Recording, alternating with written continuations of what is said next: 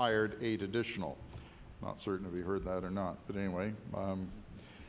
They do 25,000 vehicle checks per annum, and 3,600 commercial vehicle safety alliance inspections are conducted annually by this branch. The Honourable Leader of the Opposition. Well, thank you, Mr. Chair. And just on that subject, I had the opportunity just to arrive, and I thought I'd take the opportunity just for a couple of minutes to raise some concerns, in fact, with the Alls Cove way station that's there. The Minister may recall that his colleague, the now Minister of Agriculture, some years ago, while in opposition, in fact, it may have been before the Minister actually returned back to the House, but he, as someone involved in the trucking industry, had raised the issue about the fact that the way the Alls Cove station is that you've got vehicles that are crossing the yellow line to go into the way station and vehicles that are crossing the yellow line to get out of the way station. That is the only way on and off of Cape Breton Island. And I can tell you from personal experience, I've seen too many close calls at that specific site where either large trucks were cutting in front of traffic after being tired of waiting, more than likely, and trucks cutting into traffic, which made for significant safety concerns. I'm curious if the Minister is aware of that problem, and if he can give me any sort of indication whether that specific safety issue has been looked at for the Alls Cove way station. The Honourable Minister of Transportation Public Works. Thank you very much, Mr. Chair, and I thank the Honourable Leader of the third party for his question. Very early in my time as the Minister of Transportation and Public Works, I had the opportunity to visit the way station at Alls Cove, and while there, was very delighted to see the results of our investment of approximately $300,000 plus, probably maybe a little bit more than $300,000 to address just the problem that the Honourable Member referenced.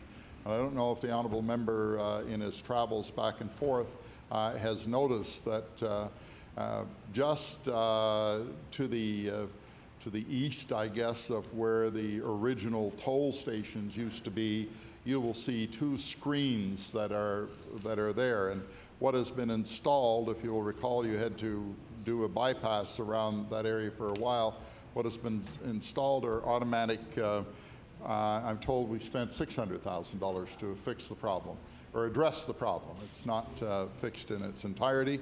However, what happens is that the scales that have been embedded in the pavement have the capacity to be able to not just provide you with a readout of the weight of the truck itself, but of each axle on the weight. And the operator inside can look at a computer screen and can see the numbers as they come up.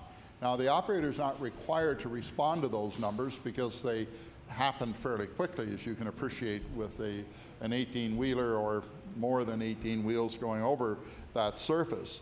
But the equipment will alert the operator that the truck is over the limit.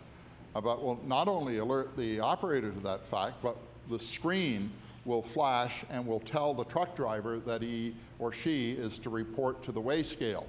And when they're at the weigh scale, then of course the business is done and it's determined whether or not there was an infraction of the rules.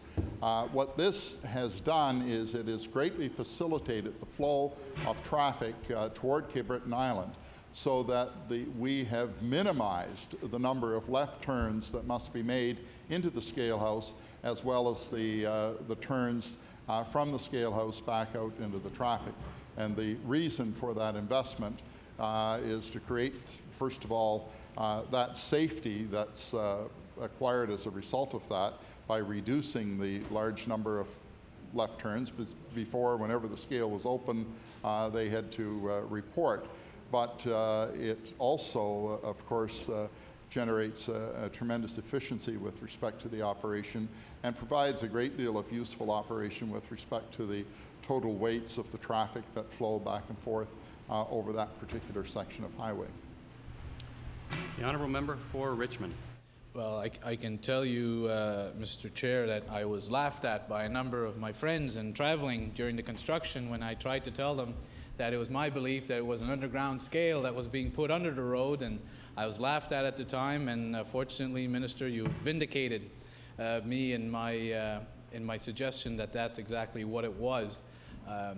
What it has done has lessened the amount of left turns, but it has not eliminated the amount of left turns or addressed the issue of trucks leaving the scale house and continuing to Cape Breton by having to cross the yellow line again into oncoming traffic in order to go. So I certainly appreciative of the fact that the department has taken steps to lessen the risk, but the fact is that that still remains as a significant risk, and especially in the winter time when driving conditions may not be very favorable for sudden stopping.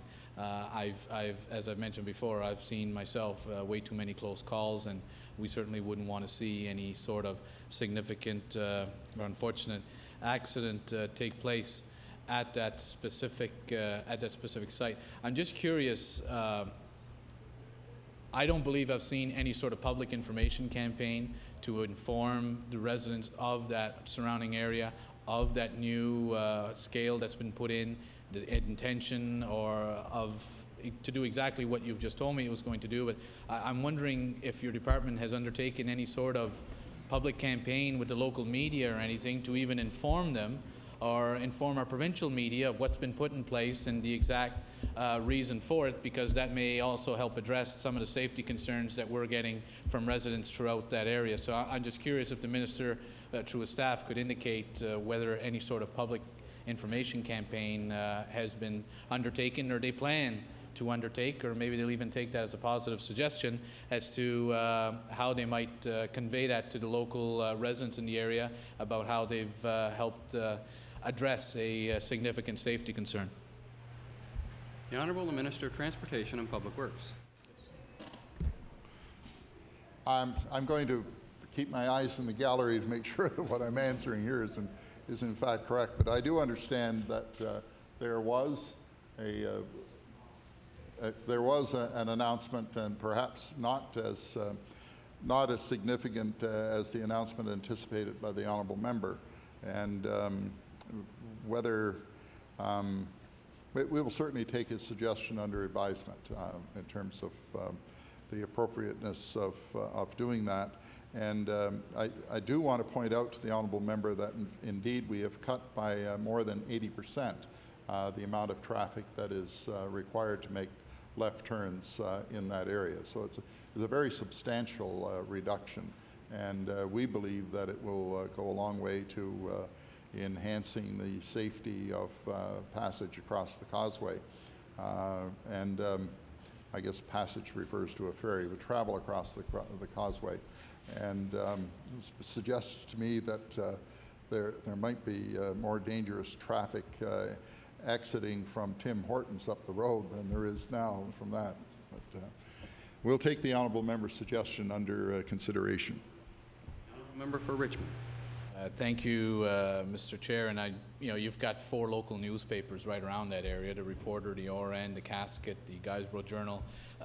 Certainly, I think it's a means of letting the public in that area know, because I still have people look at me funny when I try to tell them that it actually is an underground scale, because when coming onto Cape Breton, those 2 flashing panels don't light unless you're overweight. And as much as I threaten those people traveling with me, if they eat too much, we might be overweight, it hasn't gone off yet. So I haven't been able to prove to them that that's exactly what's there. So I would strongly encourage the minister, but I guess, is it safe to say that right now, as it stands, your department has no plans, long-term or short-term, to have a 2 scale house system at that Alls Cove area, which is what exists at all the other scale houses in the province, at least to my knowledge? Are there any plans in that regard, or is that investment you've just made an indication that you have no plans to look at that? The Honourable Minister of Transportation and Public Works. Thank you very much, Mr. Chair. Currently, there are no plans to provide another facility. We will certainly want to evaluate very carefully the success of the investment that we have made, of the $600,000 and monitor the impact that it has on safety of traffic back and forth. And if it's helpful to the honourable member, I'll be glad to write him a letter saying that there are scales, underground scales. The honourable member for Richmond. If the minister would be so kind, I'll leave it in my vehicle, and so whoever is traveling with me, I'll just be able to flash the letter to confirm that is the case. Just a couple more questions, Minister. As I'm sure you're aware, municipal officials and local officials have raised significant concerns about deterioration around the Canso Causeway, especially around the rock work that exists. There are significant fears that there's been deterioration under the watermark of the causeway as a result of a number of significant winter storms that we've encountered in the past 3 or 4 years. It is my understanding that your department undertook some studies in that regard. There was some level of rock work that was undertaken above the high water mark. I'm curious as to what assurances that you can give to the residents in along the Cape Breton and Eastern Mainland area that the causeway as it now stands is structurally sound, and whether your government has any sort of intentions on making further investments regarding the structural integrity of the causeway leading to the swing bridge, especially on the mainland side of the Canso Causeway. The Honourable Minister of Transportation and Public Works.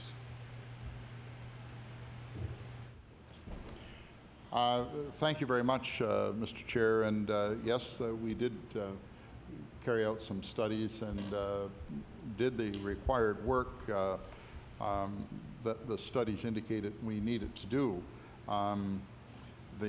Whether or not we're in a situation that we have to provide further in-depth and detailed analysis with respect to the entire structure and is something that we would want to continue to monitor very closely. I certainly do recall having been there at the opening of the causeway, and I know that I was much shorter then than I am now, but the rocks on the sides were much higher than they are now. They've settled considerably, and that's certainly indicative of something happening, in terms of the understructure of the causeway itself. At any rate, I'm going to do a bit of research, and I might have more to say on this tomorrow. The Honourable Member for Richmond. Thank you, and I appreciate that, and I'm sure the Minister will have heard of municipal officials and local representatives quite concerned about that. But I guess, Mr. Chair, just a couple more questions before I turn it back to my colleague. And I guess in some of the levity of my questions and the levity of the answers from the Minister, let me finish with these two questions. Minister, unfortunately, a very serious issue has been the decline in fish stocks along Sherbrooke Bay, especially up along the area, mainly between the Pictos and going up towards Cumberland and over in PEI. Some fishermen have blamed the fixed link, and some have blamed the Canso Causeway, and I'm curious whether your government has any intentions on removing the Canso Causeway in light of some of those concerns raised. The Honourable Minister of Transportation and Public Works. No. The Honourable Member for Richmond. It would have made it a much more interesting afternoon had the minister's response been different than that. So let me finish with one more, Minister. It was a Conservative government back in the early '90s under a certain Don Cameron who came in the darkness of night and removed the tolls on the Canso Causeway, our beloved tolls. Cape Breton probably being one of the only areas in the world where the removal of tolls would create an uproar and an anger against the government for the fact that people could no longer pay that toll. So allow me to finish by asking, does this minister and this Conservative government have any intentions of reinstituting the long-lost, beloved tolls on the Canso Causeway? The Honourable Minister of Transportation and Public Works. No. The Honourable Member for Richmond. The Honourable Member for Preston. Thank you very much. Well, you got all your no answers from my honorable colleague, so I need some yes answers now. Going back to scale houses again, I noticed that some of the scale houses in certain areas of the province at certain times are closed. The one that comes from the airport, the road between Halifax and Truro, oftentimes I've seen when I'm driving by at different times of the year that is closed. And there's still a lot of heavy trucks on the road at that time. And could you tell me the reason that the scale house is closed and why it isn't open around the clock every day to ensure that there's not big heavy trucks sneaking through? The Honourable Minister of Transportation and Public Works. Thank you very much, Mr. Chair. And the honourable member correctly points out that they do not operate 24/7. Indeed, if you're driving toward the scale house, you will see a sign that says when flashing amber, when the amber lights are flashing, the scale is open. That's to warn the truckers that they must prepare to report to the scale. As I indicated earlier, we have 5 scales across the province. We have 4 people assigned to each scale, and it's not possible with that allocation of human resources to operate 24/7. So they do operate on staggered random shifts so that there is no way of predicting when the scale house would be closed or when it would be opened, but we don't have the resources to keep it open 24/7. The Honourable Member for Preston.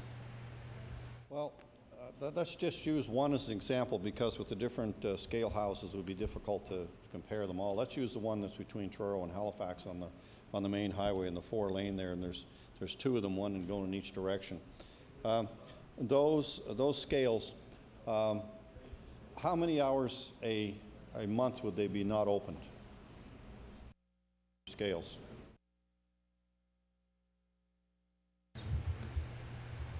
The Honourable Minister of Transportation and Public Works. What's that? 50? I'm told, Mr. Chair, that they are open more than 50% of the time. The Honourable Member for Preston. And on the basis of being open, say, more than 50% of the time, and I realize it's impossible to answer that, yeah, about 50% of the time, how many infractions of the 50% of the time that they're open do they actually have? Is it every one truck in 100 that's overweight? Is it 1 in 50? Is it 1 in 500? What are the statistics on that? Public Works. Thank you very much, Mr. Chair. I don't have that number with me, but I will endeavour to get it and provide it to the honourable member. The Honourable Member for Preston. Really what I'm trying to get to here is, in a roundabout way, is I'd like to get a feeling, I'd like to have a secure feeling in this process, because these trucks, if they're overweight, beat the living daylights out of our roads, and then we have the continuous complaints that all MLAs have with the roads beat to death, and at the same time the truckers need to carry the heaviest load they're legally allowed to haul in order to make any money today. What I'm getting at is it worth with the infractions that you catch and the people you catch operating these things 24 hours a day, 7 days a week, and ensuring that indeed that's a stronger compliance for these truckers to make sure that they come in, and not all the truckers, of course, are Nova Scotia companies or Nova Scotia operators that are traveling through the province, which is not a problem, but they may have different regulations in different places that they have to abide by, and I want to really get an idea of the effectiveness of the scales, and indeed, if they are doing the job, being open roughly 50% of the time. The Honourable Minister of Transportation and Public Works. Well, thank you very much, Mr. Chair, and I thank the honourable member for the question. The fact is that there isn't a predictability factor to the scales as to when they're going to be open and not open. So it becomes very difficult for anybody to design a travel pattern that would get them by the scales when they're closed. So that's one factor. But in addition to that, we have currently 13 mobile vehicle compliance officers, and we've just hired another 8. So that's 21 mobile compliance officers, and they are traveling all of the roads of the province so that they could come upon a trucker in any given circumstance at any time. And so you can't just look at the work of the scale house and say that's all that's taking place with respect to compliance. These 21 individuals are out on our roads throughout the entire province, and they are doing a considerable amount of work. Now, we don't view the scale houses nor the compliance officers as revenue sources. They're there to be a deterrent to individuals to avoid carrying weights that are over the legal limit. And I share the concern of the honourable member with respect to what overweight trucks do to our roads, and that's one of the reasons that we have increased the number of compliance mobile compliance officers, because we have a lot of traffic on roads that don't go anywhere near the scale houses, and you know, we want to be able to be certain that we're providing opportunities to have a deterrent in place in those circumstances as well. The honourable member for Preston. I appreciate that, and I'm glad to hear that you put more mobile operators in place to check the non-compliance guys, because every trucker in the province knows every back road there is that they can get on and get around the scale, I'm sure. Not that they're trying to beat the system, but sometimes they have to work pretty hard to make a dollar, so I'm sure there's different things that they encounter. On the what sort of training program do you have now for your mobile inspectors that go around, compliance officers in this field? Is it, and how do you do the hiring process for them? Is it is there a particular program you have in place for training that goes through the process? Because I realize when they go and look at a truck, they just don't weigh it, but they look for all kinds of infractions and to make sure the tires are okay and a lot of things on the vehicles. Honourable Minister of Transportation and Public Works. Thank you very much, Mr. Chair. And the regular hiring process takes place. There is a set criteria of qualifications that individuals have to meet. They obviously need to have an understanding of the trucking industry and the pretty good detailed understanding of the trucks themselves and how they're operated and how the weight is distributed in the trucks and what relates to the safety operations of those trucks. If I might just go back to the previous question, I can point out that there are 25,000 vehicle checks conducted by the vehicle compliance officers in a year, and there are 3,600 commercial vehicle safety alliance inspections that take place annually in the province. So that's a considerable amount of checking, and there's no predictability as to when that occurs. The honourable member for Preston. Another, some more information I'd like to just get is, I've noticed in my area that the compliance officers have been out with the RCMP on occasion, hauling vehicles over and then doing a thorough inspection on just passenger vehicles, which I think is a very good idea. How many of those do they conduct in a year?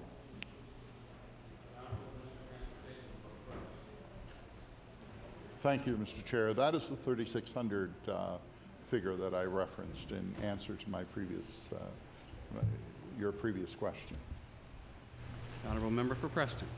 Sorry about that. I misunderstood the information, but I appreciate the answer. Now, when the vehicle compliance officers do in a non-commercial vehicle, they have the right, I understand, and correct me if I'm wrong with this, to order the vehicle taken off the road and towed to a location. Can they also issue a ticket like the RCMP does for non-compliance, or does the RCMP have to do that?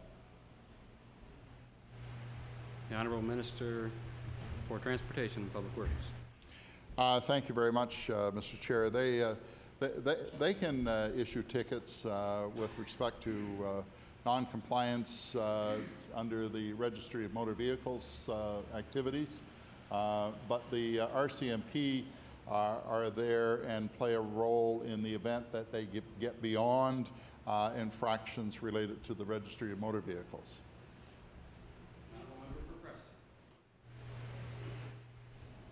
I think that's a very positive. Nice to have the RCMP there, because when you stop somebody, you never know what you're going to run into, I suppose.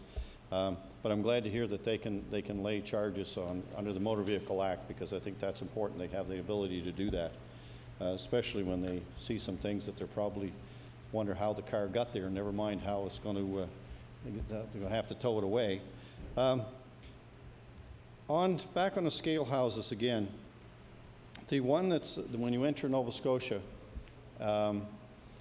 when you enter Nova Scotia, how long is that one open? Is that open 50% the same as in Truro, or is that open longer hours? Because that's the main entry port back and forth to Nova Scotia, and the other one that's exiting. What percentage of the time is that one opened? The Honourable Minister of Transportation and Public Works. I'm told, Mr. Chair, that it tends to be open more often than the others, and with an emphasis on looking at traffic coming into the province. The Honourable Member for Preston. Yes, and what percentage of infractions do they find at that location? Is that higher typically than the other scale houses, or would it be about the same as the other ones, or? The Honourable Minister of Transportation and Public Works.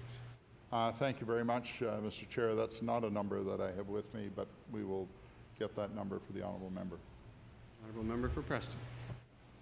I appreciate that. Now, I'm not picking on the scale house operators. I think they do a good job, and the only thing I would like to see is we had more resources and you could hire a few more people to do the job. But again, I'm not an expert on it, and the department is, so they make those decisions and recommendations to staff. But anything we can do to ensure that our roads don't get beat up real bad is a bonus for all of us in Nova Scotia. And if somebody's has an infraction that's costing us money that we can avoid, I think it should be done. I've also got a question about in my riding in Preston in particular. There hasn't been a lot of road work done there in a very, very long time. Probably since the riding was created in 1993. In the black community in particular, right in East Preston, I can't think of one single road that's been repaved, not one, in all that time. Now, some of the roads are in pretty good shape, and some of them are terrible shape. For instance, we have Upper Governor and Lower Governor Street. At one time, Upper Governor Street school bus refused to go on it. It got that bad, and that's a paved road. And we had some other ones too. Is there any intention to do any work for the numbers? Well, let's start with the number 7 highway through East Preston and into Lake Echo. Is there anything on the list for work being done there? The Honourable Minister of Transportation and Public Works. Thank you very much, Mr. Chair. And I was just looking at some numbers in comparative terms. I think Antigonish is 460 kilometers, and there are 60 kilometers of road in Preston. So, in terms that we have responsibility for. So, you know, in comparative terms, very difficult to do a comparison with respect to number of dollars spent in that riding as opposed to number of dollars spent in other areas. Having said that, we're doing work in that area this construction season. Honourable Member for Pictou. Sorry, correction, Preston. Thought I'd get another new riding. Thank you, Mr. Chair. Really the question I was asking, actually in East Preston itself, and we've had some work done on the Porters Lake and the Myra Road, which desperately was needed.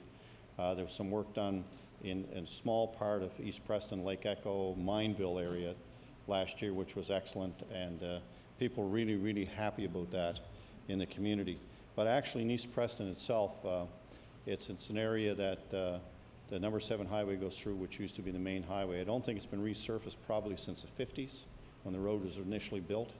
And it's held up very, very well, actually. But now it's full of potholes and really needs to be done badly. Is there any plan to do that section from the 107 turnoff when you hit the number 7 highway in East Preston, heading into East Preston, and up into Lake Echo? The Honourable Member of Transportation and Public Works.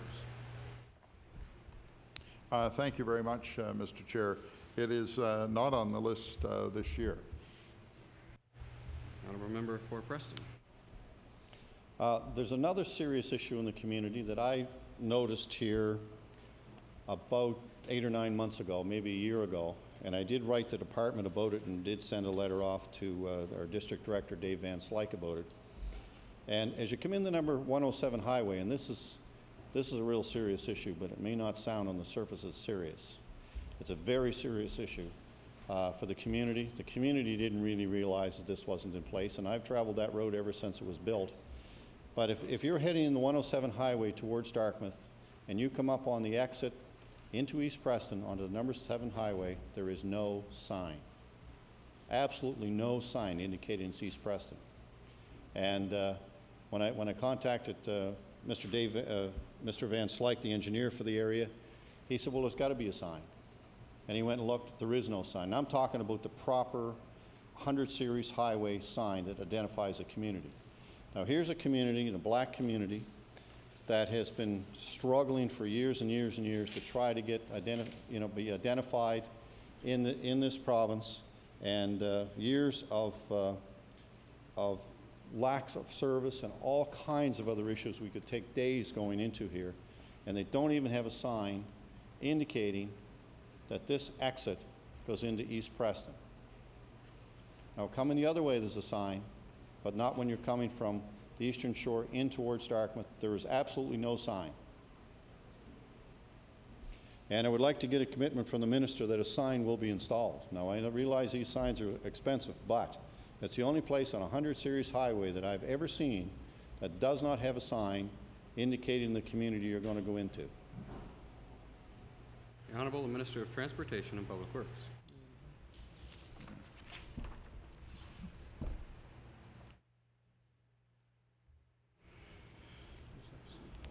Thank you very much, Mr. Chair.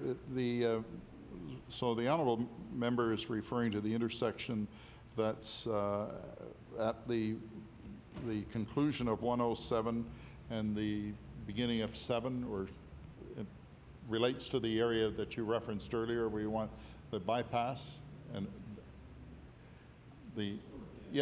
okay, that, and it's the road that takes you up to East Preston. Okay.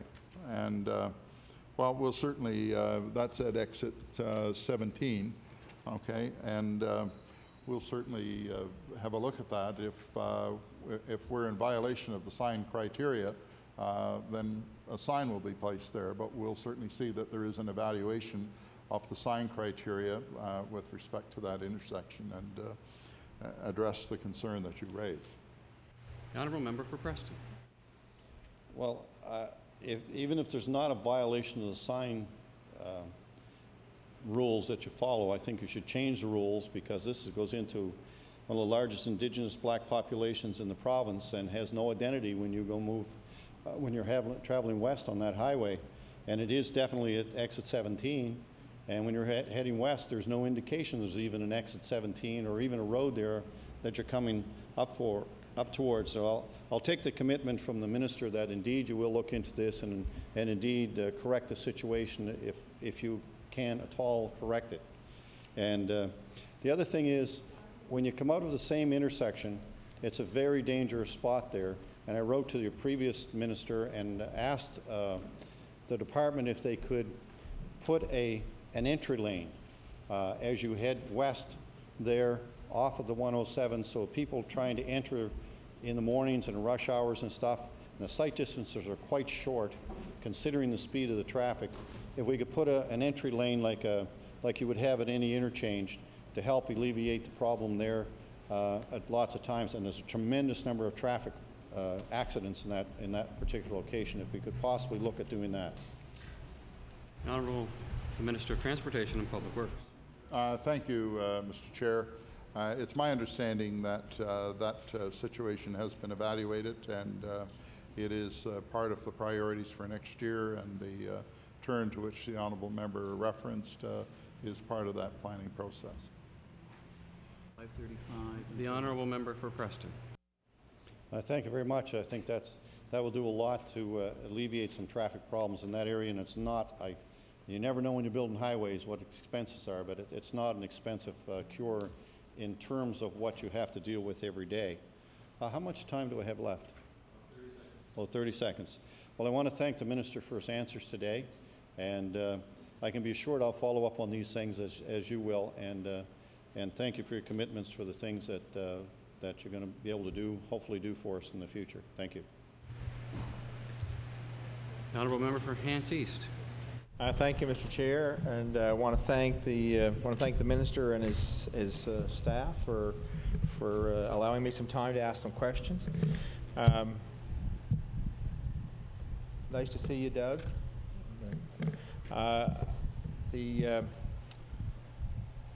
Doug Stewart was my area manager when I was first elected in '98, Mr. Minister. So I know, I guess if there's, other than my present OSs and the area manager there now, I don't know who in the department would know more about the roads in that in my constituency, other than maybe me.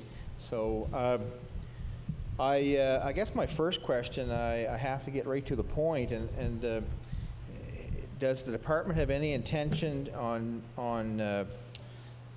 putting out tenders to pave any roads in Hants East this year?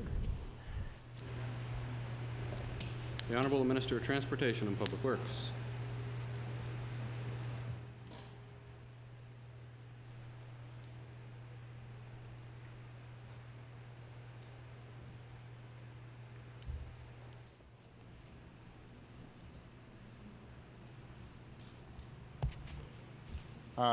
Thank you very much, Mr. Chair. The Highway 102 from exit 9 to exit 10 is being done now? Yeah, it's occurring. Yeah, that's the one I ran into the other day, and was trying to adhere to the speed limit and noticed that everybody else on the road was whizzing by me at a considerable rate, which caused me to become a bit perturbed, because I think people need to respect a little bit more those who work on our roads and pay attention to the speed limits when they're posted. Route 354, I understand, will be called in the next week or two, and let's see. Okay, what's happening with that? And it's going to be, yeah.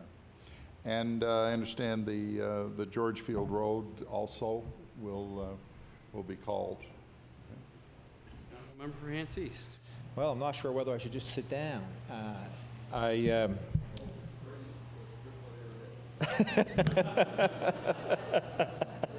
Well, I've been behind for so long that I'm not sure just how far ahead I am. I want to say thanks, and yeah, it's not in the paper yet, but definitely good choices. The Georgefield Road. Yeah, I don't have to say any more. And the 354, I guess in the terms of the 354, is that from Kennecook to Knoll, or Kennecook to the Finley Road, or Finley Road to Knoll? Can you tell me that? The Honourable Minister of Transportation. That's from Kennecook to Finley Road. Honourable member for Hants East. Thank you, Mr. Chair. Thank you, Minister. Well, definitely 354 is in need. I should say 354, 236, 215, and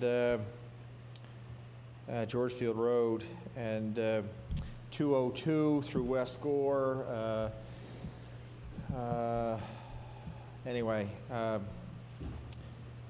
so is it possible to get from the department? I know the department has some way to test roads to determine, you know, how bad they are or good they are. But I'm assuming somebody does testing on the roads in Hants East and has a, is it possible to find out what those test results are and the criteria that would indicate, that they're beyond the point, like, that the level at which something should have been done or should be done? Is it possible to get that? Minister of Transportation and Public Works.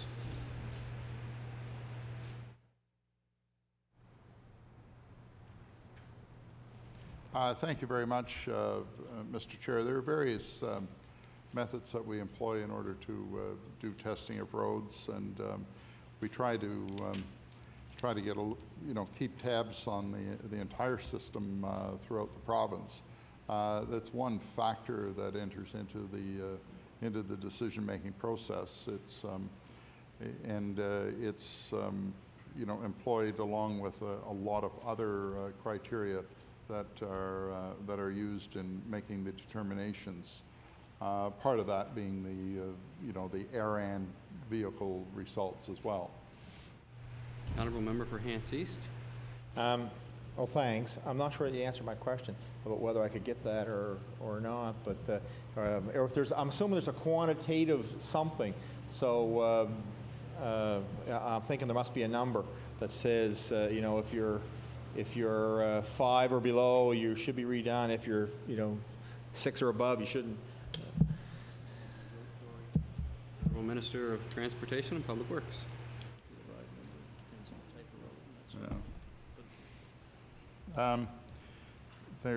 This is one of those times when I wish those who accompany us could answer the question, because the detail of answer they could provide is far greater than the one I can. But as I indicated, there is a ride number that's generated by the ARAN vehicle, and that gives an indication as to whether the road, at what point the road should be on the priority list, along, as I said, with other factors as well. The number taken by itself is not going to tell a layperson very much, but it does. The professionals are able to use that number and assist them in the recommendations that they bring forward in staff and to the deputy and myself. Honourable member for Hants East. Maybe you could consider me a delay person in the sense of the time it's taken to get some of these roads done in my area. So, Minister, you mentioned about those conditions that would get a road on the priority list. So I'm wondering, any of these roads that I mentioned, the 215, the 236, the 202, the 214, is there a priority list for which the Georgefield Road and the 354 have been given consideration? But are any of these other roads on that list, considering 2006, 2007, or sometime in the future? The Honourable Minister of Transportation and Public Works.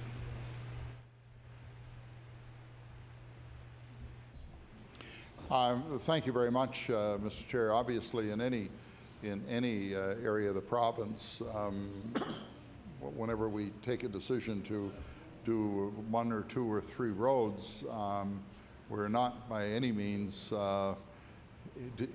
deleting the list, because other roads move up and take their place.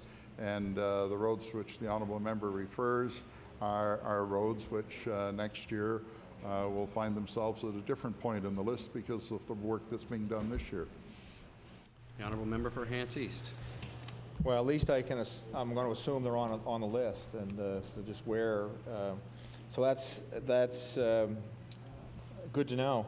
I want to say that I was interested to hear your numbers about the $44 million that you talked about when the Conservatives came to power in 1999, and how much you've increased the budget for the department. I have to say, my concern would be that in 1998, as green as I was in doing this job, I was amazed at when I called my OS or the OSs. And I would ask, about Mrs. Jones called and there was a pothole or there was an issue, and my OS would usually say, I can do that in 3 days, I can do that in 2 weeks, 2 months, or it's not happening this year. And but I was, quite impressed with the number of times I called, because I know that their day doesn't start with, we're going to wait for John McDonnell to let us know what it is he wants done. They had a plan for where they wanted to go and what they wanted to do, and I used to keep interfering with that by calling. So, but I was quite impressed with the way that they would deal with me. And it was very easy, or very helpful, I guess, for me to be able to go back to Mrs. Jones and say, the department says this. And most people are quite patient if I could actually tell them it won't be done. Didn't appreciate it, but it'd be a week, a month, whatever. But at least as long as they knew, and if the department could hit that target somewhere close, they were willing to accept that. And when I think about how much the budget has grown, and I think about how much more difficult my job has become when there's more money, and like we had 3 depots, I guess, or you want to say, in Milford, Knoll, and in Upper Rawdon. And the Upper Rawdon shed basically has been closed for some time. And my understanding is the men that we have presently working for the department in Hants East now is about the same as we had in one of those sheds. So we're down to about 1/3 of the men. And I know all about the RIM funding, and I think that's rural impact mitigation is actually what that means, if I'm not mistaken. And one of the things I noticed early in my job doing this was in 98 and I think in 99 we had fairly mild winters, if I remember correctly. And I used to get a lot of calls in the wintertime from people who couldn't, on gravel roads in particular, because if we had a mild spell and the frost was coming out of the road, it turned to a sheet of ice, especially during a rain, and the department wouldn't put sand on until the rain stopped. And I would get calls from people who were walking with their children on these icy roads. And I think about the year 2000, roughly, we had a heavy snowfall, fairly heavy snowfall that winter, and I got almost no calls. And I said, oh great, I like winter with snow, because the number of calls was greatly diminished. The next year we had a heavy snowfall and I started to get some calls, and the next year we had a heavy snowfall and I was getting more calls. And it only occurred to me that there's something different about the complement of equipment or the crew or something, but nobody ever was, oh no, everything's the same. And I think winter before last, we had a heavy wet snow in November, you probably remember. And we had department trucks. They weren't off the road in the ditch. They were on the road and stuck. And certainly on the 215, we had a real heavy snowstorm, and we had no four-wheel drive truck. And so it's my understanding that there's an order for a 6-wheel drive for my area. But I want to say I have real concerns about the complement of men and equipment in my constituency as to whether it's able to do the job. And I know the model of truck that they try to use, and I don't know the name of it, is kind of an all-purpose machine, I estimate. But I think there are those times when you need something with a little more harumph. And I think about all the farmers in my area that have a baler that sits inside for 10 months of the year, but when they need it to make hay, they have it. And I kind of wonder about the departments, trying to have a vehicle that does all things except doesn't plow snow well. But so I want to know if you can address certainly my issues around the complement of men that I have in my constituency compared to what I think there used to be in back to 1998, and what I deem to be a reduced amount of funding in my area for the size of my area. And I heard you mention about the member from Preston. You gave the kilometers of road in Antigonish compared to the kilometers of road in Preston. And I'd like you to do that same comparison in Hants East and Hants West, because my understanding is I have quite a few more kilometers of road, in particular gravel roads, than Hants West. And Hants West also has the town of Windsor and the town of Hantsport, and which I think would take care of their own roads. And the funding that my colleague indicated, that's capital that's been spent in those two constituencies, certainly indicates if Hants West is smaller and got more funding, that seems to be an inequity. Now, the fact that the Minister of Transportation was in Hants West would give him a bit of an edge, I think, over a member on the opposition. But I guess what I'm getting to is I assume that the department knows roughly that if you pave a road today, that you probably have a lifespan of 20 years. You know, they might say 30, but whatever that number, you can tell me. So therefore, if you take the number of kilometers of road the department's responsible for, then you got basically 20 years to get them back in shape again, you know, to do that.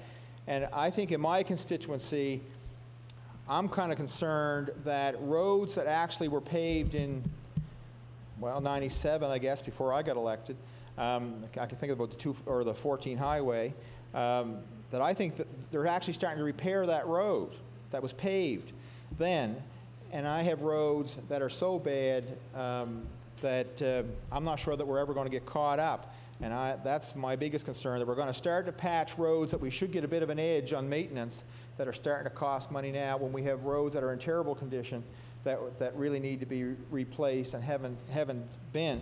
And I know that there are areas that I certainly know in Hants West, there were roads that were repaved that my constituents would have loved to have had before they were repaved, and we still are in serious shape. And that's not to say I don't appreciate what the department's intention is for my roads now, but they are terrible. So if you could address some of those concerns, I'd appreciate it. The Honourable Minister of Transportation and Public Works. Compliment.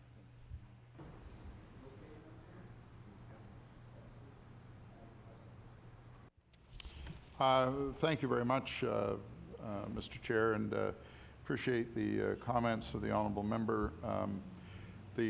First of all, with respect to the personnel in the department, I understand that the complement of personnel has not changed significantly in the period of the past 10 years.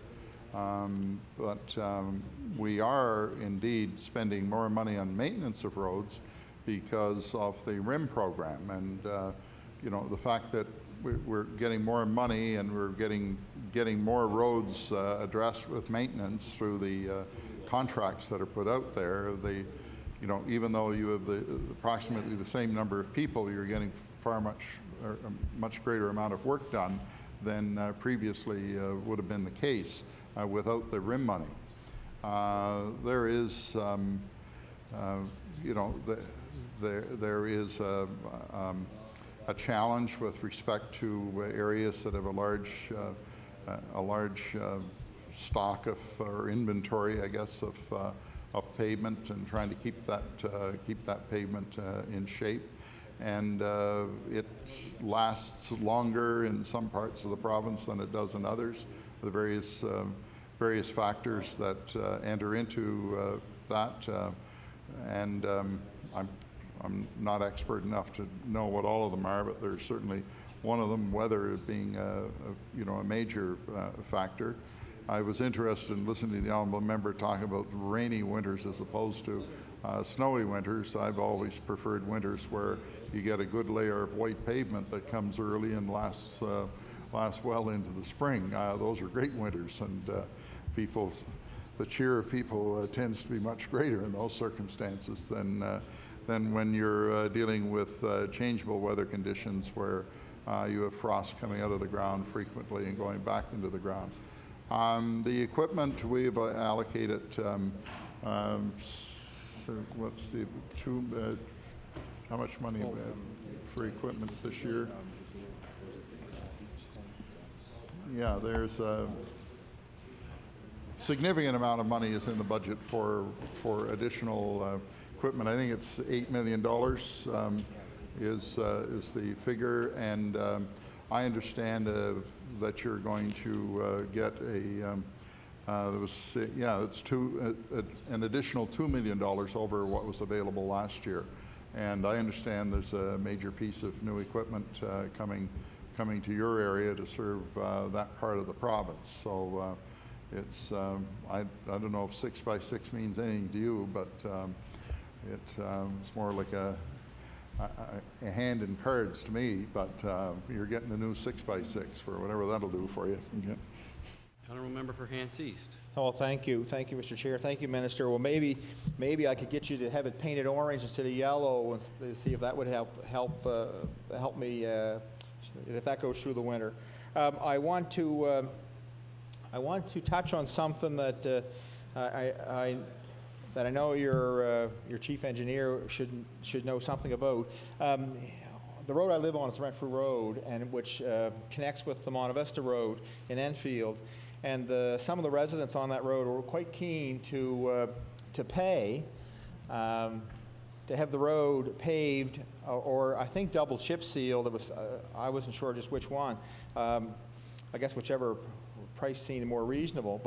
But anyway, the department had come up with a program for these Class J roads that were not subdivision roads, if I have this right.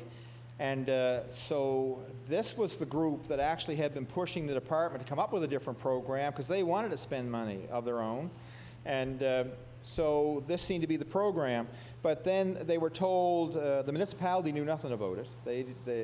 But it was supposed to go through the municipality the same as the other programs.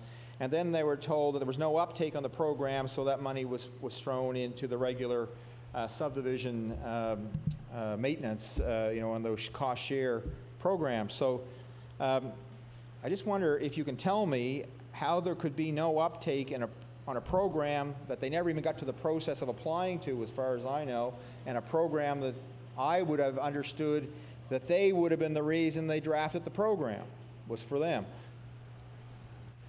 The Honourable Minister of Transportation and Public Works.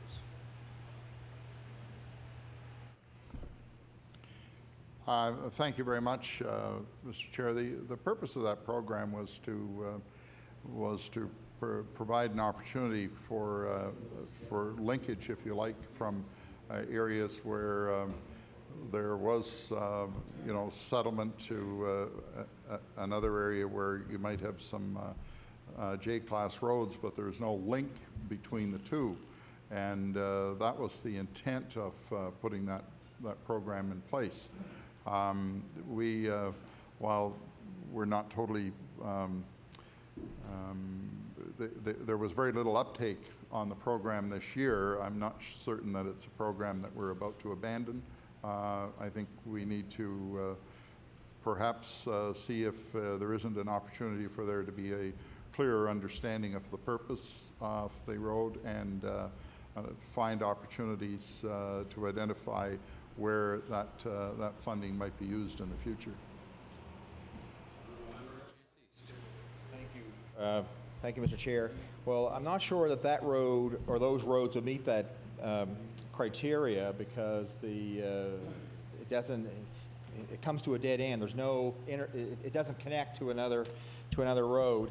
And I got to be honest with you, if it was based on road frontage, like most of these are, I have about 1 kilometer of road frontage along my farm, and I would be one of the residents who might be considered paying for that, and I wasn't struck on that notion. I have pursued, or tried to pursue, for these people. I thought sand sealing would do that. I did, from what I heard from my OSs and the area manager, double chip didn't really sound as though they were too keen on it. They thought that to maintain that was difficult. And but that road that I grew up on, the Renfrew Road, used to be sand sealed many years ago, and it was a mud road. This road is a fairly good quality gravel road. And but when I approached the department, they said, no, we don't do that, or we try not to do that anymore.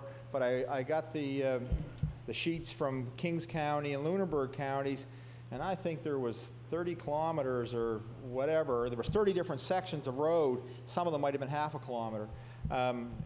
In some cases, that were sand sealed. So I thought, holy mackerel, they're doing a lot of sand sealing in those areas, but I couldn't get 3 kilometers of sand seal in my constituency. And I think that would actually address the concerns these people have. So I just wonder if you could address, why you don't want to do that anymore, and because I thought it would seem to be a reasonable cost and address their need. The Honourable Minister of Transportation and Public Works. Thank you very much, Mr. Chair.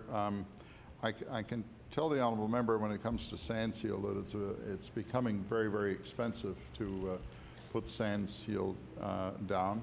It's not a surface that is suitable to all parts of the province. It does better in some places than others, but through the experience that the department has had, they have made the determination that they are not doing any new sand seal. We do maintain roads that are currently sand sealed. Order. We've reached the moment of interruption and will recess until 6:30 p.m. Thanks, Minister.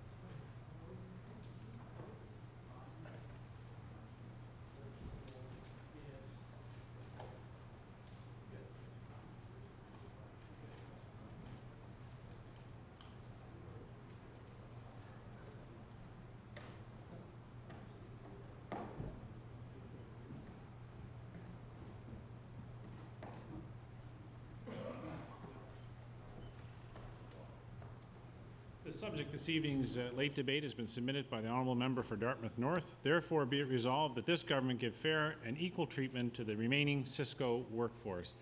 The Honourable Member for Cape Breton Nova. Thank you, Mr. Speaker. Mr. Speaker, I don't know how many times on the occasion I have to rise in this legislature to speak about this very important issue to many of the people and former steel workers, and actually steel workers as I speak here today. They're working on the remediation and cleanup of the Sydney site, Mr. Speaker, cutting up scrap and doing whatever else, Mr. Speaker. Mr. Speaker, this deal with the FERCO many years ago, back in 1999 and 2000, when the province entered in this deal with the FERCO, Mr. Speaker, the terms of the agreement that the employment with the FERCO never ever happened, Mr. Speaker. As we all know what happened there with electricity rights, and those are some of the things that are going on right now with Stora, Mr. Speaker. And that's what, the government never had the fortitude to stay in there at that time and keep that mill open. Today we'd probably be making money of that mill, but that's hindsight. What I'm here to speak about this evening, Mr. Speaker, is the 135 men that are still left on that site. Each and every time that steel plant called, these men went back to work and worked in conditions with asbestos, hazardous material, whatever else, Mr. Speaker, they were called upon to do. And every dirty hole known to mankind, whether it was the bottom of the bloom mill in the slag pit or in the top of the coke ovens or anywhere along those sites, Mr. Speaker, these men went there to work there, Mr. Speaker. It is now 2006, and many of these men today, Mr. Speaker, are being told by management of the plant and the site that this government plans to finish their work by October 31st, and some of the men will be laid off in August and some by October 31st, and there'd be no longer any work for any of these guys on that site, Mr. Speaker. Mr. Speaker, some of these men have actually spent 27, 29, 30 years, close to 30 years on that site, whether it be the security guys, whether it be the carpenters, whether it be the guys cutting up scrap, Mr. Speaker. And I'll remember that the former Premier, Mr. Speaker, in this legislature had said that the steelworkers would be treated fairly, Mr. Speaker. Now, some of these guys are actually looking for somewhat of a similar deal that the 74 and 75 men got with pension credits, along with the work that they did from 2000 to 2006, Mr. Speaker. And I'll tell you, some of these men are afraid with their families and their children, Mr. Speaker. They have mortgages, have homes, and to be told that, in October the 31st, they'll no longer be there, Mr. Speaker. What I don't understand is why, as the Minister had said earlier in estimates here, about $400 million by the feds in the province to clean up the Sydney tar ponds. And the province put $120 million in. There's set-aside projects in there for Unimagi people in the community, Mr. Speaker, yet we have no set-aside project for these men to put the blood, sweat into that mill, Mr. Speaker. These men went out there every day when they were called and worked in conditions that some of us in this legislature wouldn't be able to tolerate at any given time, Mr. Speaker.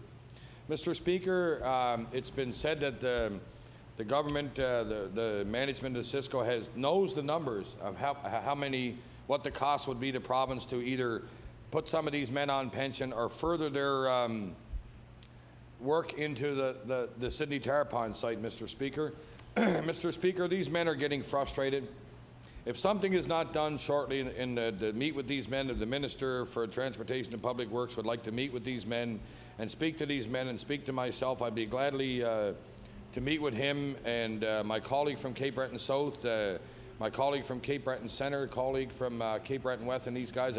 Many of the men live in their ridings, and my colleague from Cape Breton North have had family members that worked there for years, along with myself, with being a third-generation steelworker, and my colleague from Cape Breton South, where his father was a steelworker.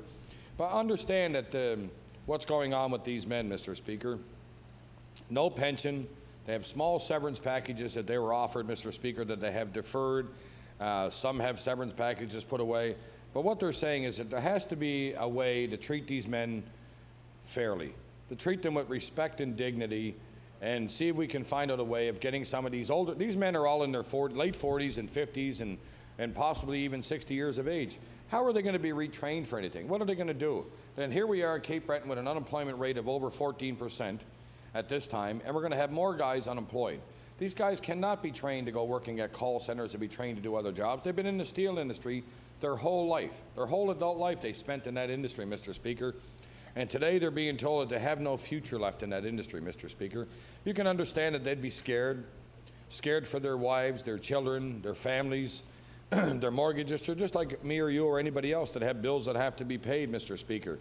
But again, the threat lies over there, Mr. Speaker. I remember back in my father and grandfather's age telling me about a day called Bloody Sunday when the steelworkers were run down by the armed forces of this country over the labor movement in Cape Breton, Mr. Speaker. I just hope that it doesn't escalate to that point where these men are going to have to tie up that job to get work on the Sydney Tarapon's remediation, Mr. Speaker. Now, there's been said that the Sydney Environmental Resources Limited is no longer going to exist after the date of October the 31st, Mr. Speaker. Well, where are these men to go? What are these men to do, Mr. Speaker?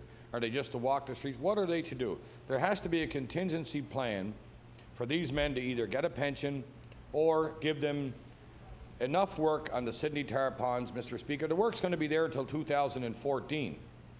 So these men have to be either, put into that so they can actually acquire some more pension credits to work to 2014 until they reach their 30th year to get their pension, Mr. Speaker. They have a committee there with Scott Black and Barry Young and Francis McLean, Mike Buchanan, and those guys, they worked very hard for the men that are out there right now. And they're trying to do the best they can for the guys that are out there on the job, Mr. Speaker. And the government will say, well, there's some of those guys actually only have 8 or 10 years worked. But I mean, Mr. Speaker, with the work that they had from 2000 to 2006, if the credit was given for the actual work that they did there, and the same pension credits that they got for the 74 and 75 guys that were earlier pensioned on Cisco, we wouldn't be in this situation today, Mr. Speaker. Let's try to do something here as a government. Let's try to do something as an elected official, is to get these guys some kind of help, Mr. Speaker, some kind of future for them and their families, so they can go out there, Mr. Speaker, and treat them with dignity and respect. And I keep referring to that because that's the former premier's, I remember myself as a former, dignity and respect. There's no dignity and respect standing at number 3 gate down there with stopping people from going to work on the Tarapons. And that's what's going to happen, Mr. Speaker. These guys are going to tie up that site. They're going to tie up that new harborside development, and it's going to happen. It has to happen because they're going to have no income. They're going to have no food to put on the table. They're going to have no money for their family and their children, Mr. Speaker, and their grandchildren.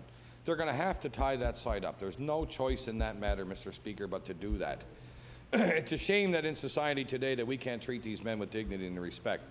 This DeFurco deal went down 6 years ago, but yet we still have the legacy of 135 men. So what I'm asking for the government is to sit down, crunch the numbers, see what the cost. Mr. Speaker, they're going to sell $7 million worth of scrap forecasted in this budget for 2006 and 2007. And they're going to receive rent of $635,000 from businesses renting on this site. What we're saying is that treat these men with dignity and respect, give them work on the upcoming Tarpon site, give them pensions, the ones that are eligible for pensions, the ones that deserve a pension, and open the site up to do whatever the government and they want to do with that site. And they'll have no labor unrest. They'll be able to develop that site, whatever they want to do with it. Mr. Speaker, I know I only have a very short period of time left, but what I'm saying is the urgency for the minister to meet with myself and the other MLAs from Cape Breton to discuss some kind of solution, because it's getting very close. And I don't want to see any labor unrest, and I don't want to see anybody hurt, Mr. Speaker, in that situation. But that's what's going to happen, because these men are desperate. And desperate men, Mr. Speaker, it's an old saying back there, I think, is when your stomach is full, your brain is not working too well. But when your stomach is empty, your brain is working top-notch, Mr. Speaker. And that's what's going to happen to a lot of these people here, Mr. Speaker. They deserve to be treated with dignity and respect and come up with some kind of solution, either for future work or for pension for these men to get on with dignity, and open that site up so the government can do whatever they want to do with that site. I think that, Mr. Speaker, we have to sit down at the table and work out a solution for these men. I thank you. The honourable member for Cape Breton South. Thank you very much, Mr. Speaker. And once again, I find myself rising on this particular subject, and I want to thank my colleague from Cape Breton Noah for raising the issue this evening. I feel as he does regarding the plight of the Sydney steelworkers, and perhaps my history goes back to the days not as far back as some of my colleagues' relatives maybe, but my own father was a steel worker for many, many years. But I'm talking about more recently in my days and my connection with Sydney Steel when I was the minister responsible for Sydney Steel. And I can remember during the late 90s, when I first became minister responsible, I made 3 promises to the steelworkers. One is that I would have a new contract negotiated, the first one in, I think, 9 years. And secondly, that I would increase their pension benefits at the time through a series of moves that the government did at the time. And thirdly, I would not close the steel plant. Well, guess what, Mr. Speaker? The incoming government, the Ham government, took care of the third promise. They closed the steel plant as an election promise at that time. And I could tell you the infamous postcard that the Minister of Health sent out at the time, Jane Purvis, was close Sydney Steel, open hospital beds. Well, only one half of that equation took place. The steel plant closed, but there was no new hospital beds. As a matter of fact, there were less hospital beds. And then, if you fast forward a little bit, the minister responsible for Sydney Steel after the election, which elected the Tory government, was none other than Gordon Balser. And he was down there with the Premier negotiating the terms of settlement, and he said to the steelworkers, "We'll look after you. We'll look after you." He said that on the steps of the Steelworkers Hall. That was the statement to get him out of Dodge, under his own steam before he was railroaded out of there. He made that statement, he took off, and he's never been down there since. If there's any justice in this province, both of those people were defeated in the next election. And I think so the steelworkers at least got that bit of justice of the actions of those 2 ministers of the day. Now, Mr. Speaker, we had a plan to keep going with Sydney Steel with a workforce of some 400 making head-hardened rails. And I suppose if there was ever an indictment against Sydney steelworkers that was false, is that they couldn't make rails because they made the best rails in the world.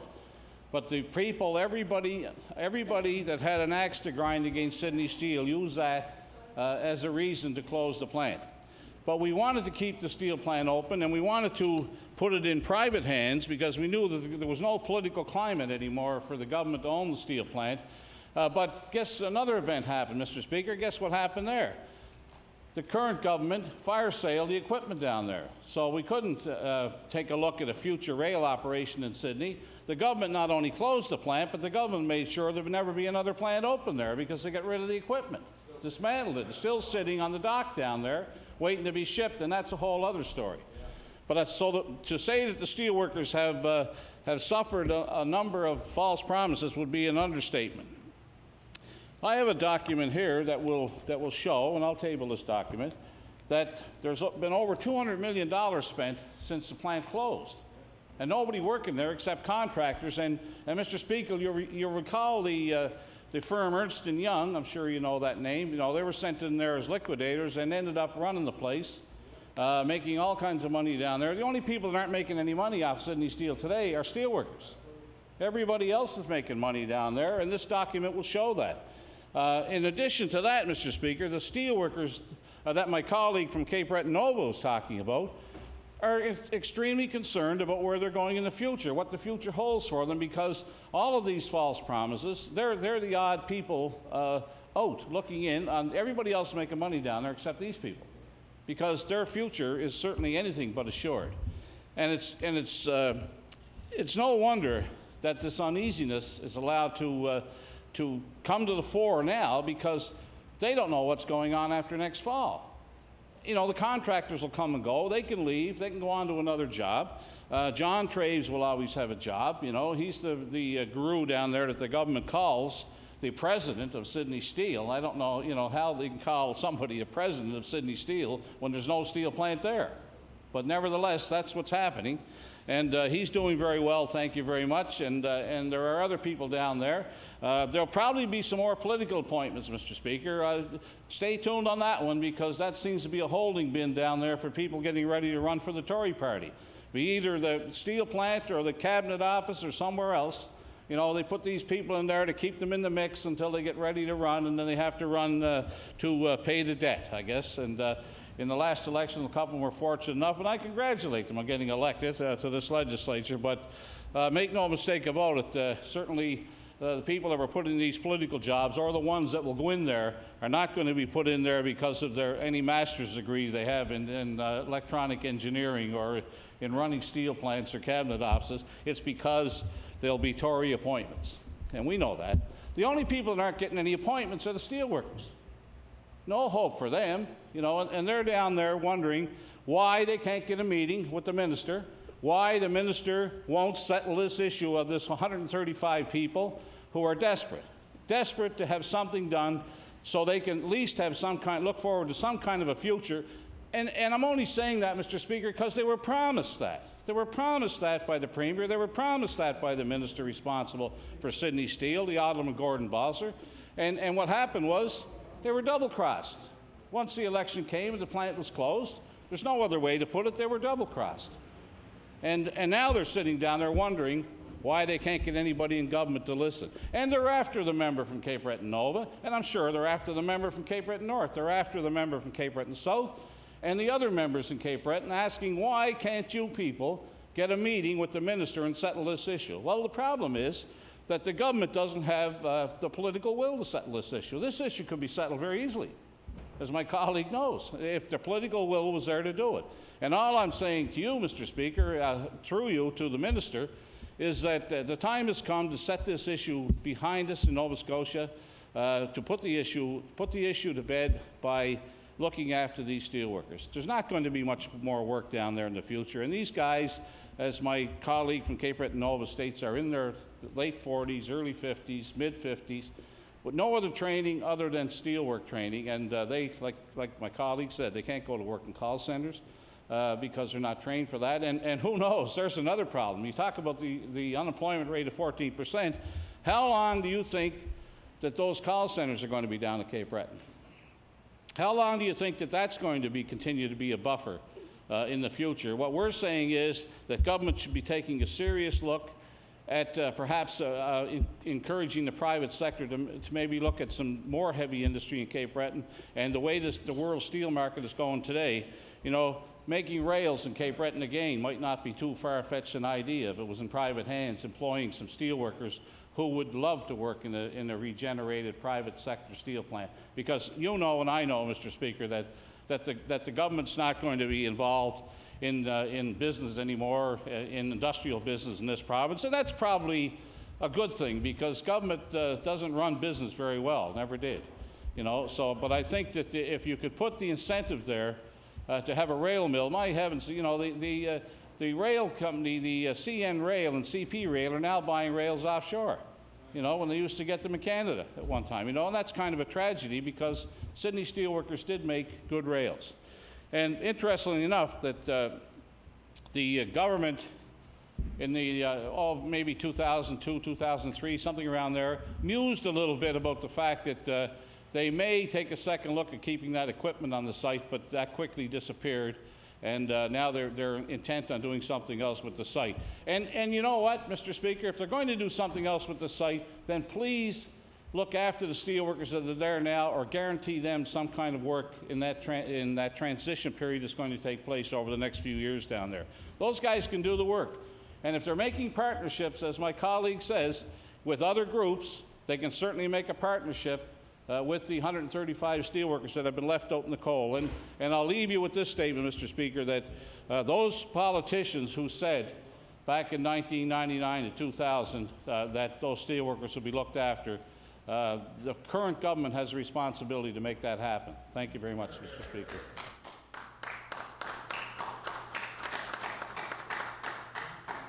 The honourable member for Hants West. Thank you, Mr. Speaker. I want to talk a little bit about the fairness and respect. Treating steelworkers with fairness and respect has been a priority for this government. When we were forced to abandon our best efforts to find a buyer for the steel plant and get Nova Scotia out of the steel business, fairness for workers was our guiding principle. Back in 2001, the Steelworkers Union agreed to a pension and severance package for its members. Mr. Speaker, this was an enhancement of the agreement that they signed in 1992. Within 6 months of announcing the closure of the plant, all workers received either a pension or a severance, Mr. Speaker. Cisco has provided funding for the Steelworkers Transition Centre, matching funds from Human Resource Development Canada. Counseling and outplacement services were offered to all former employees through Thompson Associates. All of this support was provided through an investment of $250,000. Mr. Speaker, Cisco has been successful in meeting its commitment to hire former steelworkers wherever possible. In fact, approximately 565,000 hours of work have been completed by severed steelworkers. This translates to 271 person hours. And when you look at these numbers, Mr. Speaker, Cisco has maintained on average 70 people working steadily for 5 years. In many cases, this is longer than many severed steelworkers actually worked when the plant was in operation. Many workers on the list of severed workers had less than 2 years of work at the plant, with an average years worked being close to 5.5 years. Mr. Speaker, wherever and whenever possible, Cisco has made a concerted effort to employ former steelworkers for jobs on site. This is true for the work Cisco controls directly, and it is also true for the work done by any private contractors on site. Cisco encourages all private companies it does work with to hire steelworkers, sometimes even through contractual arrangements. Mr. Speaker, Cisco has also worked closely with the union to arrive at a remediation work list that ensures that all workers have a fair turn at work on site. Over the past 5 years, 150 of the 222 people on the remediation list have worked on the remediation at one time or another. And Mr. Speaker, whenever possible, Cisco has tried to place workers in their field of training, whether it's carpentry, electrical, or another area. The reality is that work on Cisco cleanup is finite and is rapidly diminishing. Work on cleanup is coming to an end, Mr. Speaker. Steelworkers have played an important role in shaping the future of the site. I would like to thank steelworkers for the contribution they have made to the province. And I look forward to new opportunities for that workforce and the site and the community well into the future. Mr. Speaker, one of these opportunities in the near term is the tar ponds cleanup. While government is not in a position to guarantee that former steelworkers will obtain employment on the tar ponds cleanup, it has taken steps to ensure that as much of the work on this project as possible is done by Cape Bretoners. Mr. Speaker, some of the measures being taken by the Sydney Tar Ponds Agency to maximize spin-offs for Nova Scotia in general and Cape Breton in particular include the establishment of an online directory for Cape Breton businesses as a means of making potential bidders aware of the resources currently available in the local area. Conducting a workforce and business capacity study designed to identify and effectively communicate project resource requirements and opportunities to all stakeholders. And Mr. Speaker, assess the community's ability to supply necessary skills, services, materials, and equipment required in carrying out the project, and to identify gaps between resources required to implement and clean up and resources presently available in the local area and to develop a strategy for bridging such gaps. This could include training for persons wishing to obtain employment on the project. Mr. Speaker, the development of a procurement policy which will enable the cleanup to be used to the maximum extent possible is an instrument of local and regional economic development. And the establishment of a senior full-time economic benefits coordinator position dedicated to the goal of maximizing local economic benefits, Mr. Speaker. I'm pleased to report that the efforts to maximize local economic benefits are already bearing significant fruit. A very large portion of the engineering and construction work tendered on the project to date is being done by Cape Bretoners, Mr. Speaker. And I'm confident that this trend will continue into the future and that as construction proceeds to the cleanup, former steelworkers will be able to obtain significant employment on the project. I'm also confident, Mr. Speaker, that experience gained on this project will position former steelworkers to compete more effectively for work on other remediation projects in the area. In summary, Mr. Speaker, the government has provided former steelworkers with a fair and equitable pension and severance packages. It has provided a salary to workers on the Cisco cleanup for the past 5 years. It has provided transition and training for those who have chosen to move on to other opportunities, Mr. Speaker, and it has helped to create an environment whereby former steelworkers can compete effectively for employment on the Sydney Tarpon's cleanup and other remediation projects in the area. Thank you, Mr. Speaker.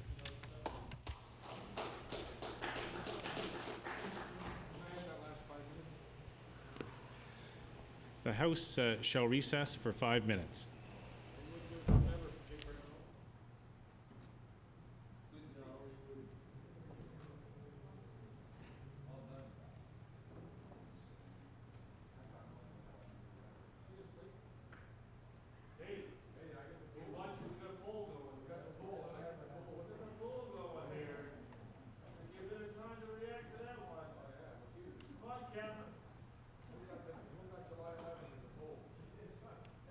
July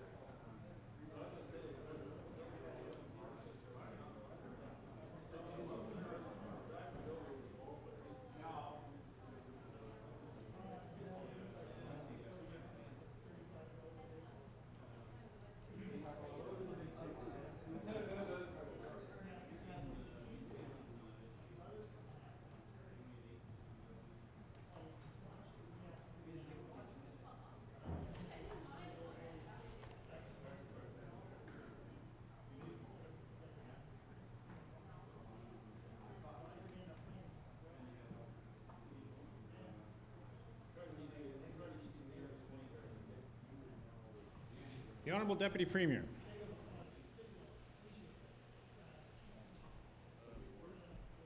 Mr. Speaker, I move that you do now leave the chair and the committee and the House resolve itself into a committee of the whole House on supply. All those in favor, please say aye.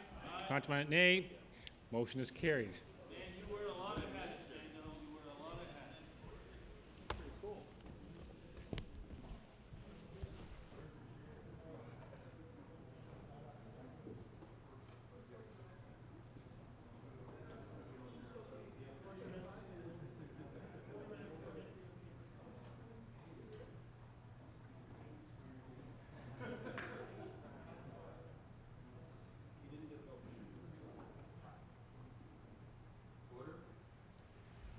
honourable member for Hants East.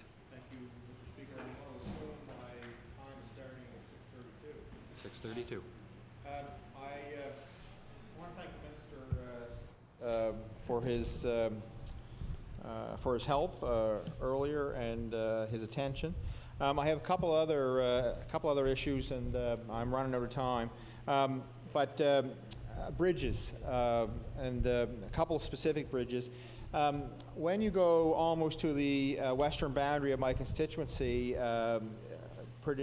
nearly to Hants West, the Herbert River cuts across the 14 highway, and there's a concrete bridge there, and I don't know if it has another name other than we refer to it as the concrete bridge. And also the Herbert River crosses the what I call the South Rawdon Road, and it's the Weir Bridge on the river there.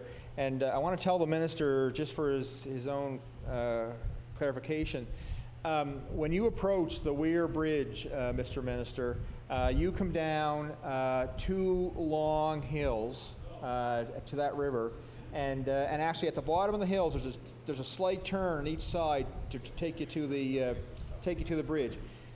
Your sight distance there is, I think, very short, this is a single lane bridge, and this is a place, if ever there was a place in Nova Scotia that needs two lanes, this is it. This bridge should be a two-lane bridge, and it's a dangerous spot, I have to say. And I was under the understanding in correspondence on this bridge that was to be replaced in 2006. And when I spoke with Mr. Merritt of your department some time ago, he was kind of hedging like it wasn't going to happen. So I'm curious about both the concrete bridge on the Herbert River and the Weir Bridge on the Herbert River. If you could tell me if the department has any plans to replace those bridges and when, please. The Honourable, the Minister of Transportation and Public Works.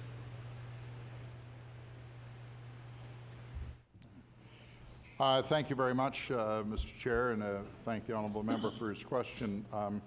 We're doing two bridges in Hants East this year, not the two to which the honourable member referred, but we're doing the Maitland Bridge and the Milford Station Bridge. The honourable member for Hants East.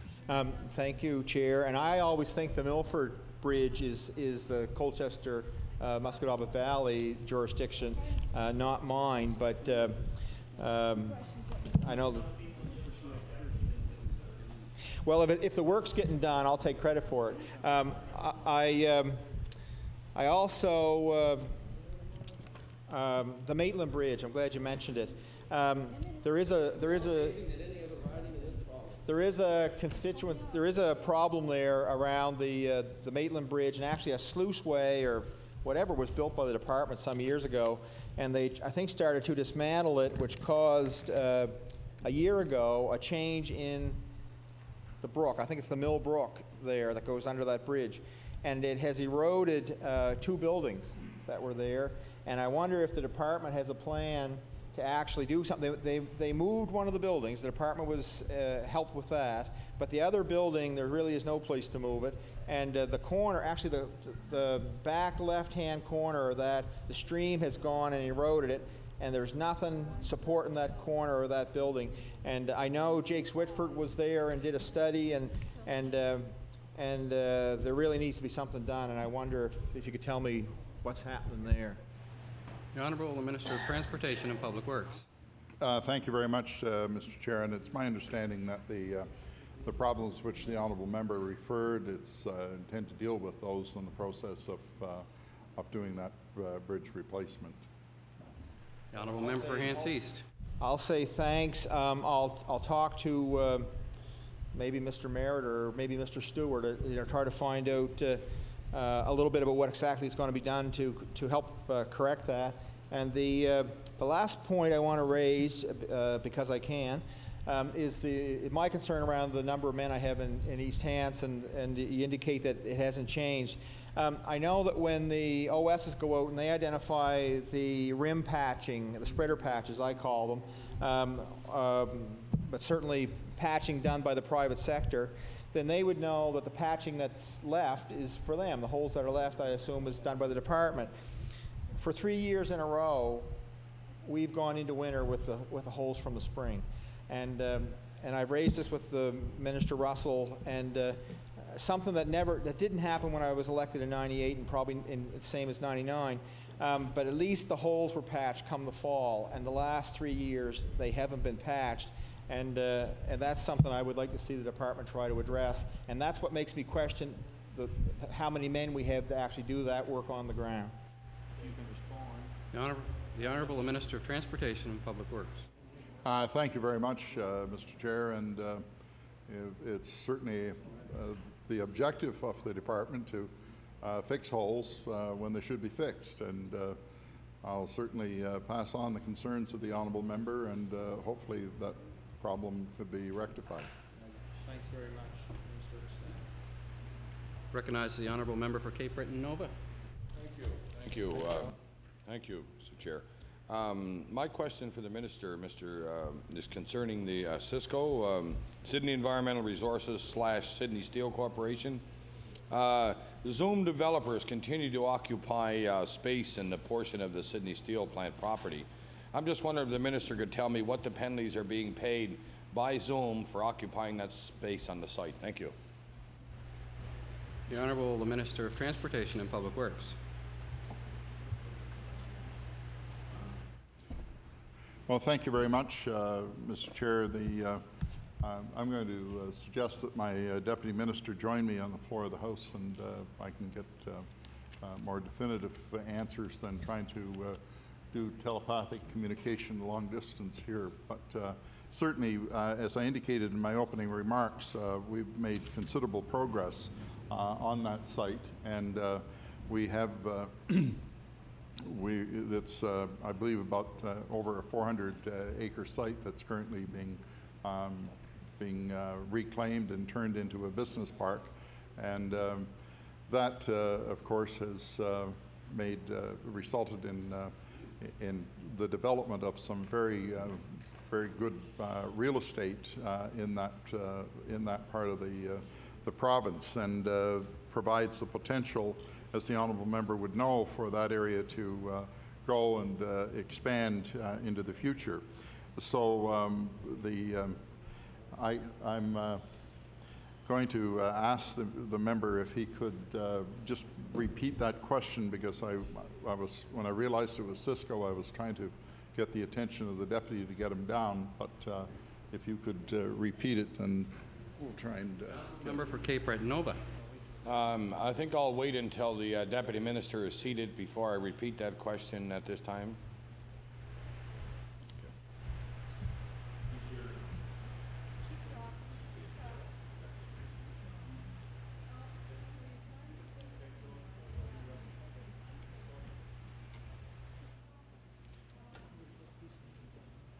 Thank you, Mr. Chair. I'll repeat that question. Zoom developers continue to occupy space on the Sydney Steel Corporation / Sydney Environmental Resources Limited site.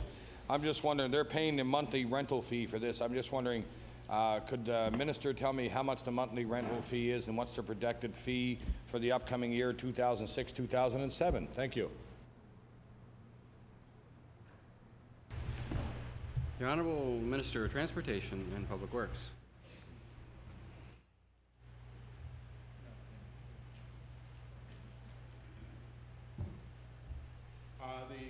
The monthly rental fee is $35,000 per month. The honourable member for Cape Breton Nova. If you can make it. Thank you, Mr. Speaker. Mr. Speaker, on page 227 of the Sydney Environmental Resources Limited Steel Plant budget context, and 2005, 2006, and in the estimate, and 2005, 2006 forecast, scrap sales are at zero. For the upcoming year, 2006, 2007, the government is forecasting $7,450,000. I'm just wondering, is that complete total for the year, or is that a number of years? The Honourable Minister of Transportation and Public Works.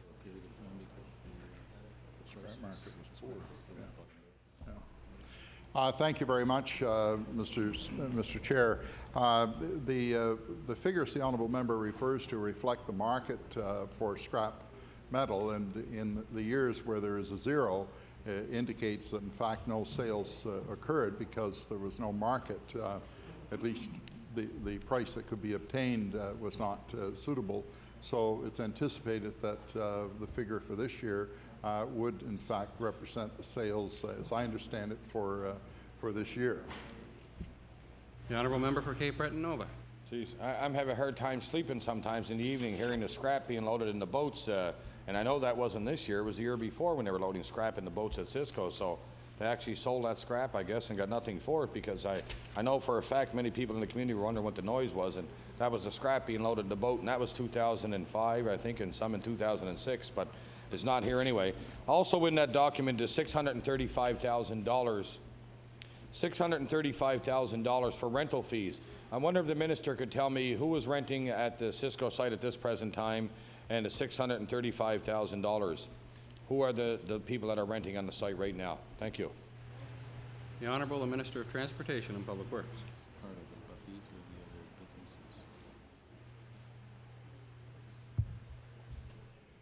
Thank you very much, Mr. Chair. The details of that question I'd like to take as notice today and provide the detailed answer. Certainly Zoom is part of it, but not all of it, and we can get that information for the honourable member. I'm back up tomorrow and will provide it. The honourable member for Cape Breton Nova. Thank you, Mr. Minister. I appreciate that. I'd like to receive that and look forward to that. Also, Mr. Speaker, now I'm just wondering if there's a possibility of answering this. Sydney Environmental Resources Limited, are they going to continue to exist after the date of October 31st, 2006? The Honourable Minister of Transportation and Public Works.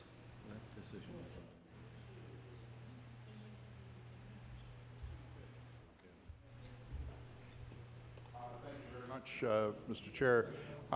There has been no decision taken on that. Options are being looked at, and I anticipate bringing something before Cabinet in the reasonably near future. The honourable member for Cape Breton Nova. Thank you, Mr. Speaker. No, that's just been mentioned to a few of the employees that are working down there, that Sydney Environmental Resources Limited will no longer exist after October 31st, 2006. Mr. Speaker, a lot of the former steelworkers are still, as we speak here earlier, and talked about getting they're out there working, cutting scrap and doing things now, Mr. Speaker. Is this the contribution from the province, $12,300,000? Is that what they're forecasting for the upcoming year for 2006, 2007? The provincial contribution? The Honourable Minister of Transportation and Public Works. If the honourable member would mind elaborating it a bit on the question, I wasn't quite following it.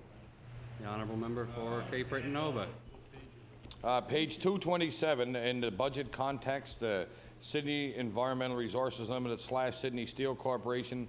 It's the Crown Corporation business plan on page 227. The province's contributions for Cisco or that organization, whatever they call it, is $12,300,000 for next year. I'm just wondering if that's a true figure. The Honourable Minister of Transportation and Public Works.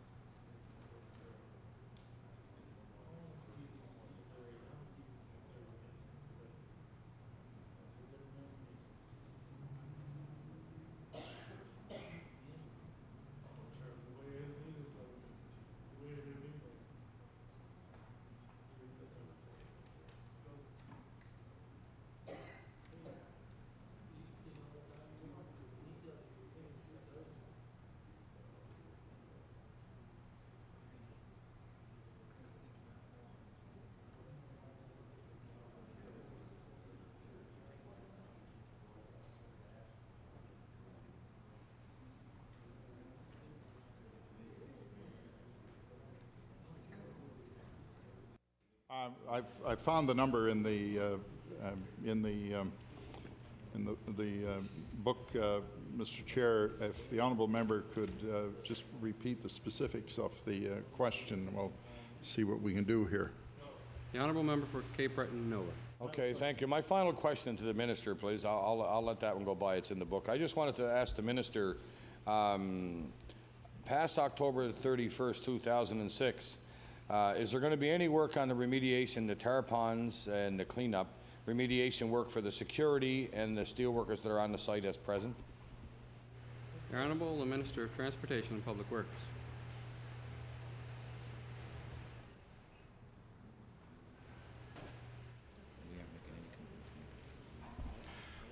Thank you very much, Mr. Chair.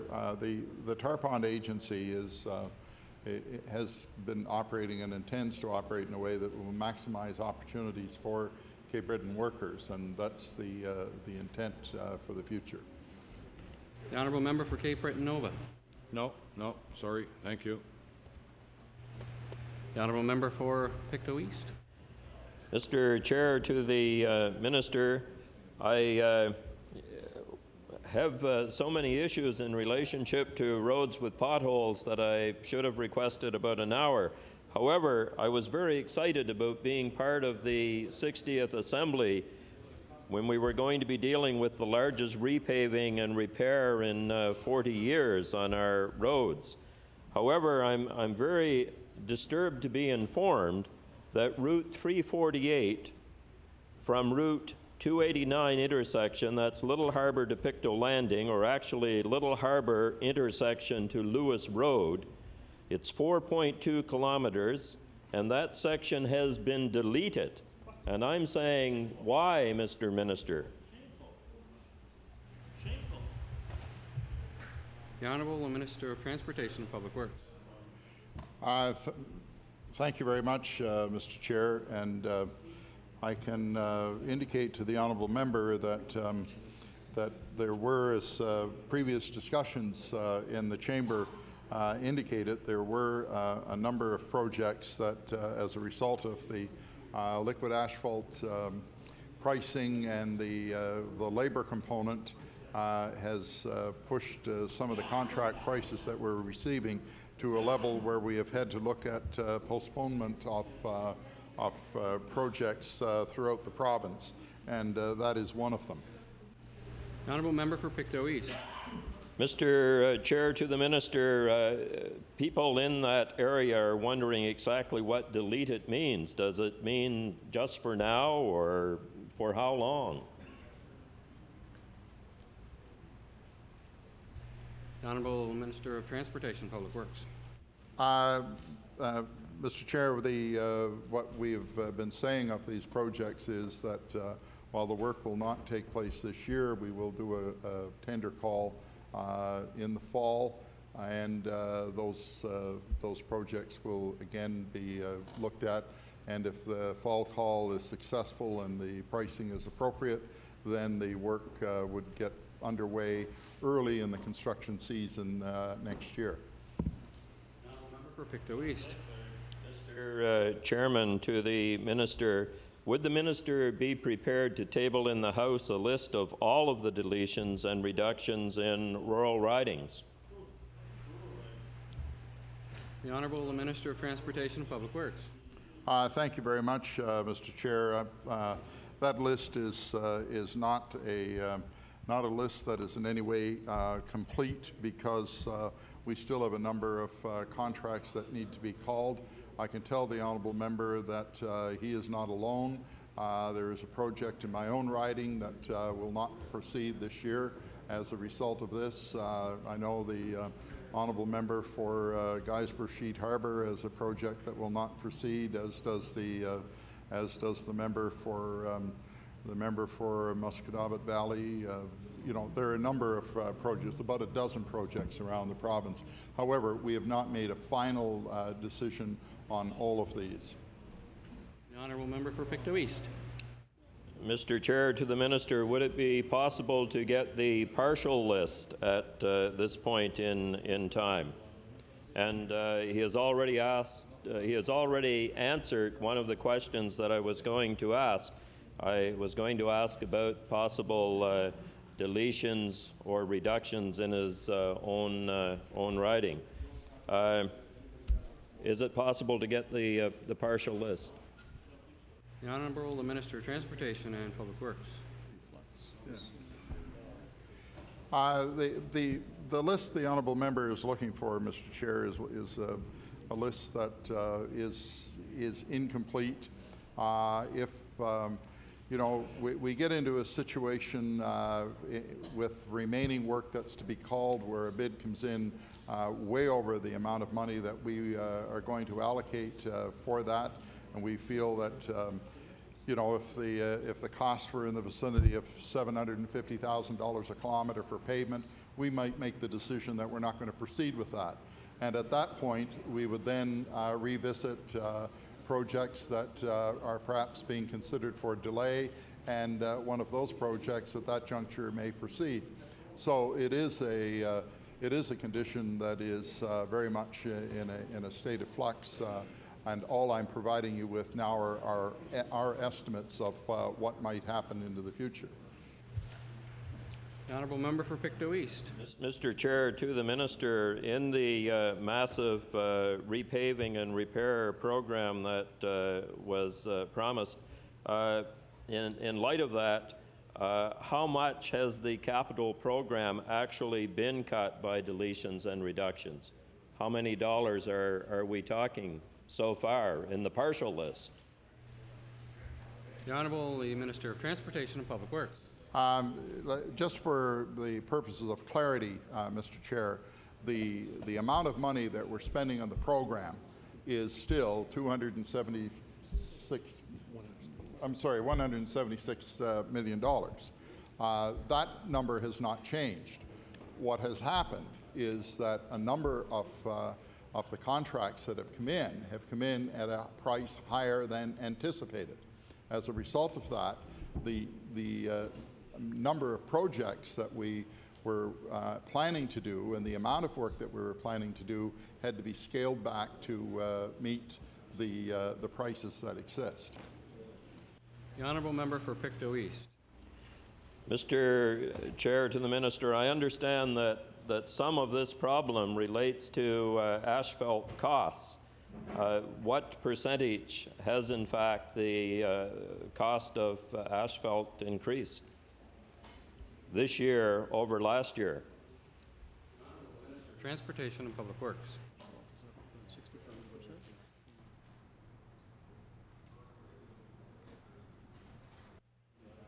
I'm told that the price of liquid asphalt has increased by approximately 65%. That translates into approximately 20 to 25% increase in the price of contract work over that which was estimated. The Honourable Member for Pictou East. Mr. Chair, in light of that, is it deemed by the department that that is a reasonable increase, 65%? Has there been any research done? Is this a situation where there may be a bit of gouging, or I'm wondering a clarification on that 65%. The Honourable the Minister of Transportation and Public Works. Thank you very much, Mr. Chair. The price is a price that reflects what's happening in North America. Recently, there were articles appearing in the national newspapers talking about the impact of liquid asphalt right across the country. I'm told that there are parts of the United States where they simply can't get the asphalt, liquid asphalt that they need in order to do their work. So it is not a question of somebody taking undue advantage of a situation. We have prices that are bid. It's a competitive process. The contractors are looking for the cheapest price for liquid asphalt they can find so that they can be competitive and win the bids. The price of liquid asphalt is a reality of the marketplace currently, and that is reflected in the price of, that we pay for gasoline. It is reflected in the price that we have to pay for heating fuels. It's indicative of what's going on in the petroleum products market. The honourable member for Pictou East.